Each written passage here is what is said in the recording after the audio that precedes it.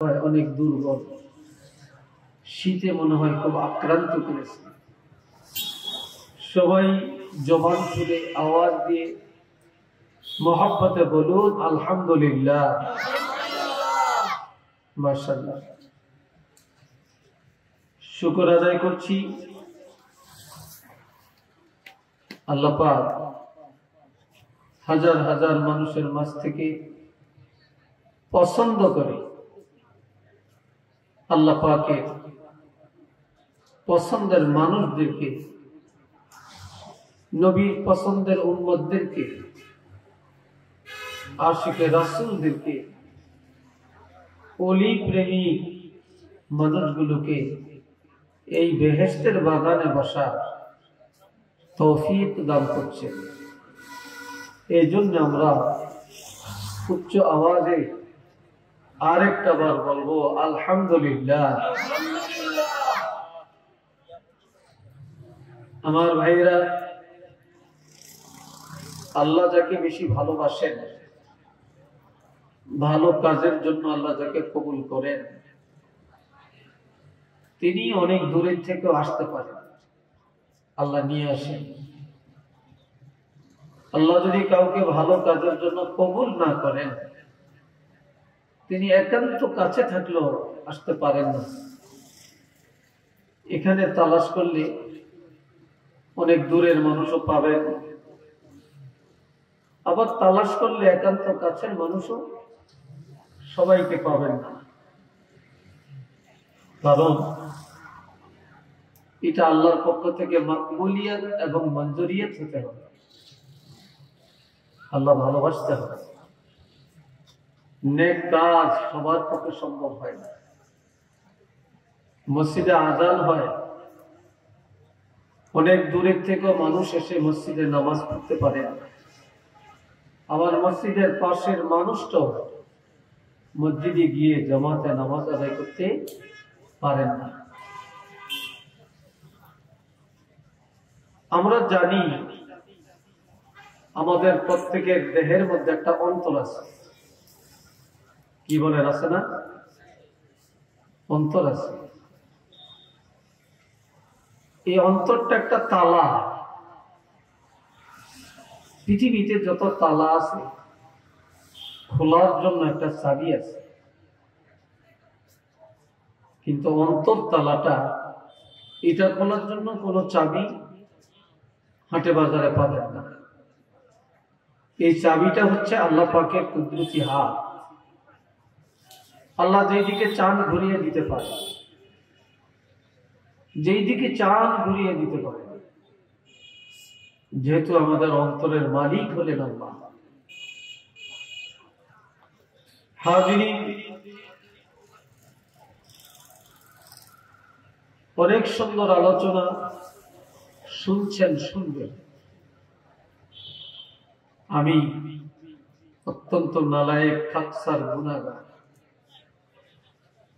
সকল দিক থেকে আমি অযোগ্য।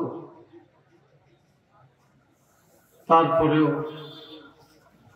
আপনারা যদি দোয়া করেন, আল্লাহ পাক যদি তৌফিক দেন, তাহলে কিছু বলতে পারবেন।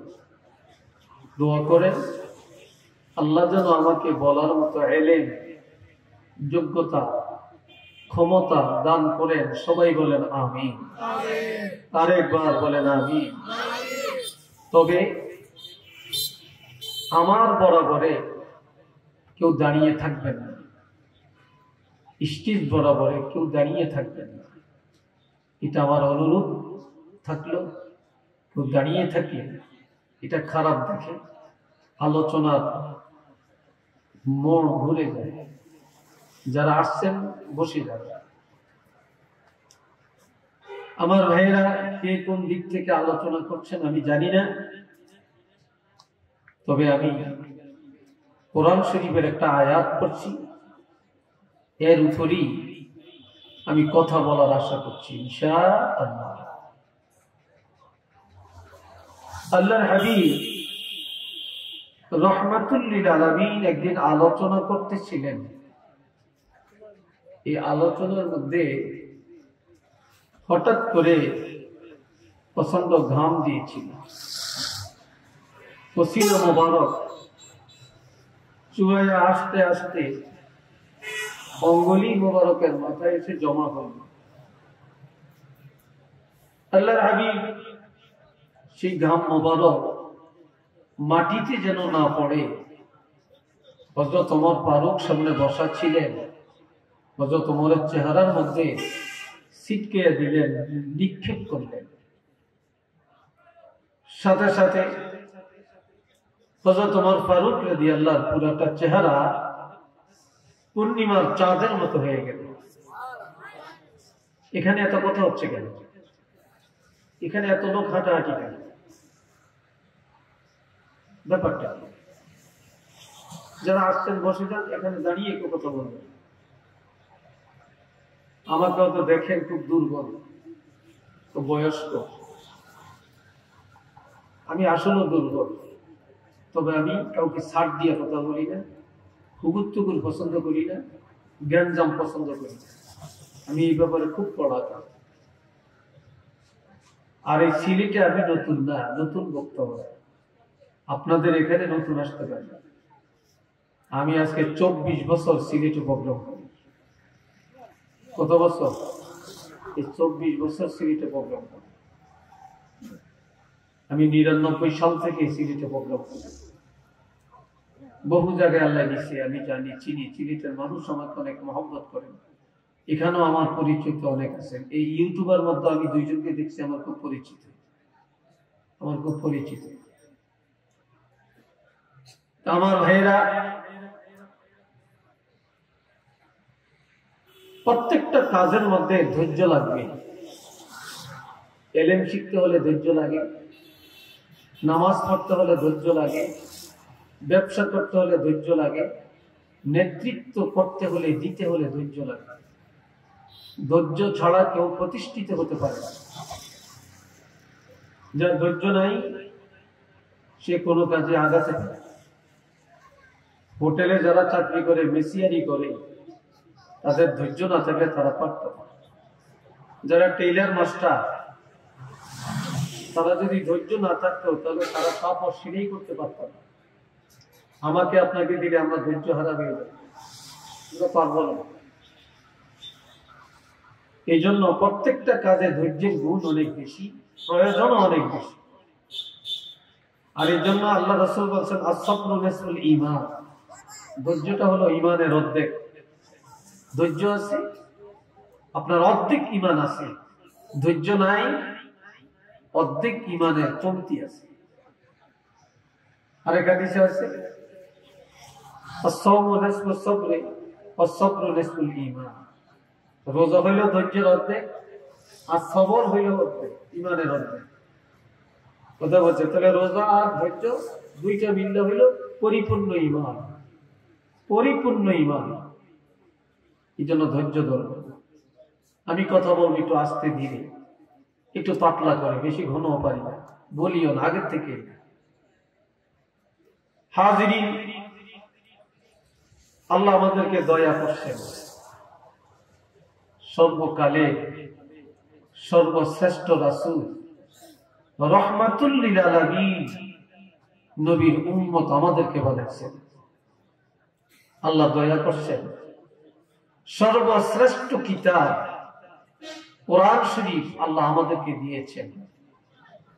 আল্লাহ আমাদেরকে দয়া করছেন। সর্বশ্রেষ্ঠ জাতি, সর্বশ্রেষ্ঠ উম্মত আল্লাহ পাক আমাদেরকে বানাইছেন। কথা বুঝে আসছে কিনা বলে?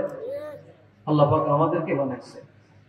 নবী আমাদের বড়, কিতাব আমাদের বড়, উম্মত আমরা সর্বশ্রেষ্ঠ। সবাই বলেন না একবার আলহামদুলিল্লাহ, আরেকবার বলেন আলহামদুলিল্লাহ। আল্লাহ কোরআন শরীফে বলছেন, বিসমিল্লাহির রহমানির রহিম, কুনতুম খায়রা উম্মাতিন উখরিজাত লিন-নাস, তোমরা হলে উত্তম জাতি।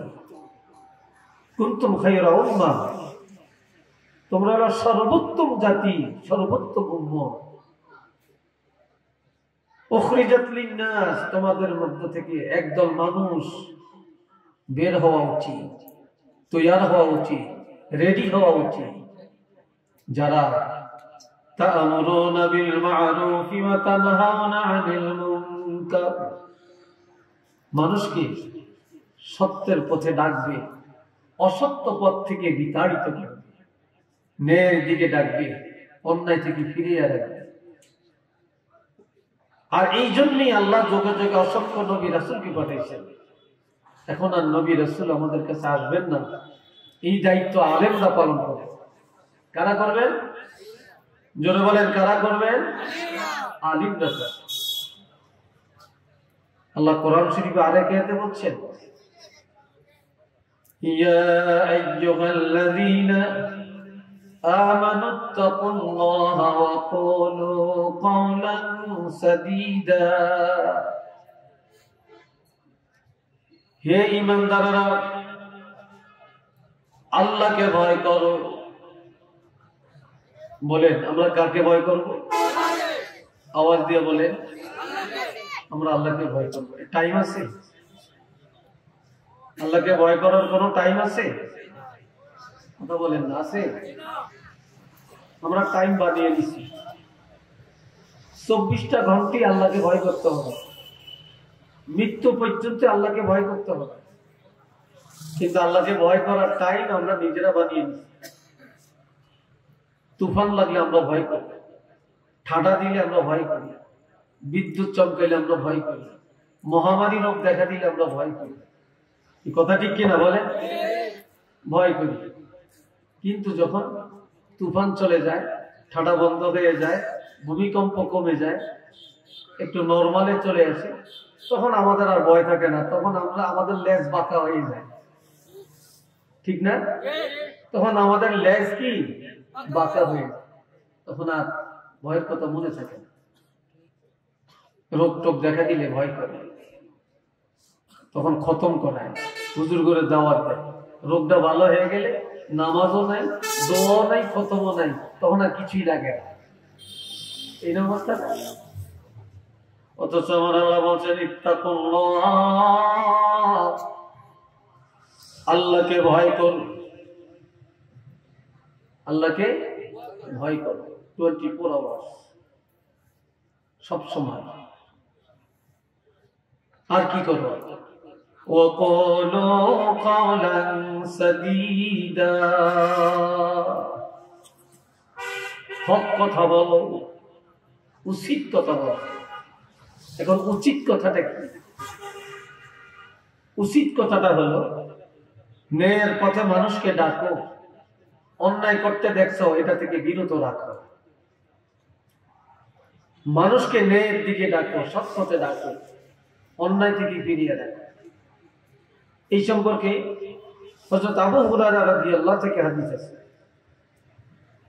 عن أبي هريرة رضي الله تعالى عنه قال قال رسول الله صلى الله عليه وسلم من رأى منكم منكرا فليغيره بيده فإن لم يستطع فبلسانه فإن لم يستطع فبقلبه وذلك أضعف الإيمان أو كما قال عليه الصلاة والسلام।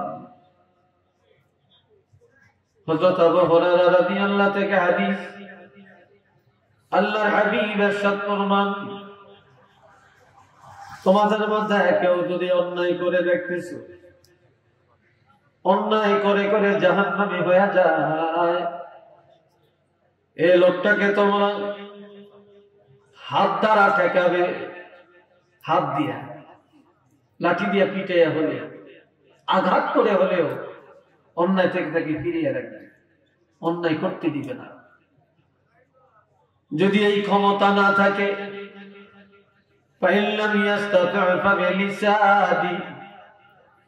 তাহলে মুখে তাকে বলো, জবানে বুঝাও, মুখ দিয়ে বলো, মুখ দিয়ে বলো যে ভাই তুমি অন্যায়টা করো না, ভাই তুমি নামাজটা পড়ো, ভাই তুমি মিথ্যাটা বইলো না, ভাই তুমি সুদ খাইও না, ভাই তুমি ঘুষ খাইও না, ভাই এই জুলুমটা তুমি কইরো না, আমরা মুসলমান, আমাদের জন্য এটা উচিত না।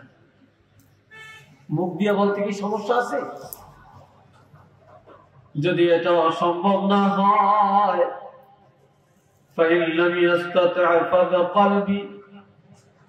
অন্তরে ঘৃণা করবে। হাত দিয়েও পারলেন না, মুখেও পারলেন না, তাহলে অন্তরে ঘৃণা করবেন। এই অন্তরে ঘৃণার অর্থ কি?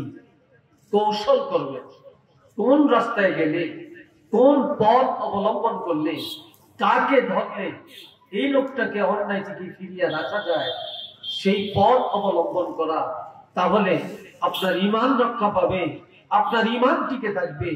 আর অন্যায় হচ্ছে, আপনি কাউকে কিছু বললেন না, নবীর বিরুদ্ধে কথা বলছে, আপনি কিছু বললেন না, আপনার বাপের বিরুদ্ধে কথা বলছে, আপনি কিছু বললেন না, ইসলামের বিরুদ্ধে কথা বলছে, আপনি কিছু বললেন না, আপনার সামনে দুইজনে অন্যায় করছে, আপনি কিছু বললেন না, সুদ খাচ্ছে, আপনি কিছু বললেন না, ঘুষ খাচ্ছে, আপনি কিছু বললেন না, জুলুম করছে, আপনি কিছু বললেন না, তাহলে আপনার ঈমান টিকিয়ে রাখা সম্ভব হবে।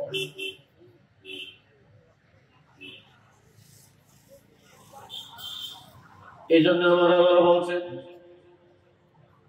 وَقَالُوا قَوْلًا سَدِيدًا,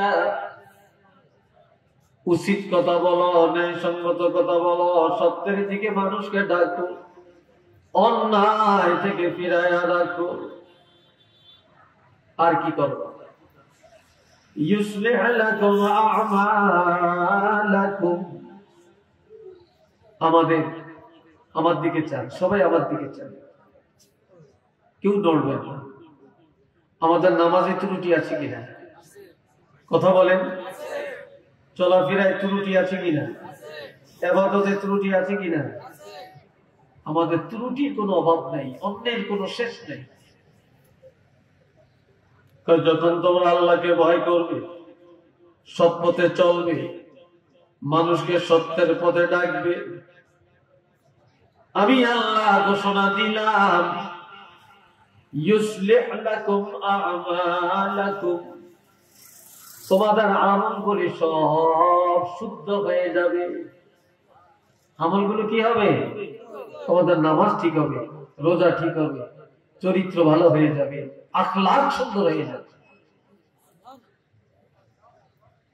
আখলাক যখন সুন্দর হয়ে যাবে, নামাজ যখন সুন্দর হয়ে যাবে, চরিত্র যখন ভালো হয়ে যাবে, আমি আল্লাহ আরেকটা পুরস্কার দিলাম। সেটা কি?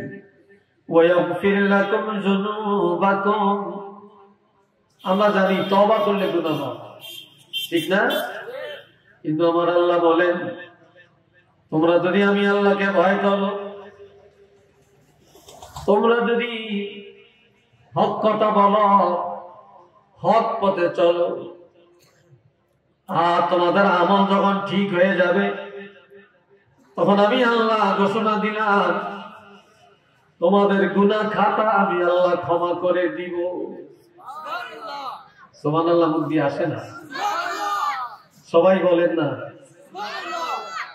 তোমাদের গুনাহগুলি আমি আল্লাহ কি করব? ক্ষমা করব।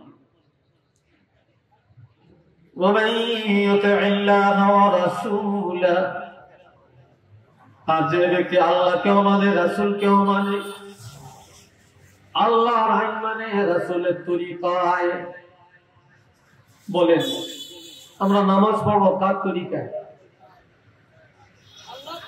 নবীর তরিকায়। নবী যেইভাবে করছেন। আমরা রোজা রাখবো কার তরিকায়? হজ করবো কার তরিকায়? নবীর তরিকায়। যাকাত দিব, সমাজ গঠন করব, ব্যবসা করব, রাজনীতি করব, সমাজনীতি করব, নবীর তরিকায়। নবীর তরিকা ছাড়া আর কোন তরিকা আছে নাকি? যেই পিসাবের দরবারে নবীর তরিকা আছে, এটা হক দরবার। আর যেই পিসাবের দরবারে নবীর তরিকা নাই, এটা শয়তানের দরবার। কি বলেন? মান ইউতি'ল্লাহ ওয়া রাসূলা, যে ব্যক্তি আল্লাহকে মানে রাসূলকে অমানে আমার আল্লাহ বলেন ফাকাদ ফাযা সে কামিয়াব হয়ে গেছে বিজয় লাভ করেছে নাজাত পেয়ে গেছে পাস করে ফেলেছে ফাওজান আযীমা শুধু কামিয়াবি হয় না আমার আল্লাহ বলেন এই লোকটা মহা পুরস্কারের মালিক অর্থাৎ এই লোকটা জান্নাতুল ফেরদাউসের মালিক সে জান্নাতুল ফেরদাউসের মালিক এবারে আসেন এ বন্ধুরা আমার আল্লাহ বলে ইয়া আইয়ুহাল্লাযীনা আমানুত্তাকুল্লাহা ওয়াল তানজুর নাফসুম মা কদ্দামাত লিগাদ ওয়াত্তাকুল্লাহ ইন্নাল্লাহা খাবীরুম বিমা তা'মালুন আমার কথা বুঝেন আপনারা বুঝেন আসলে দিল লাগে শুনে আমলের নিয়তে শুনে আমরা কাজ শুরু করার জন্য মাহফিলে আসি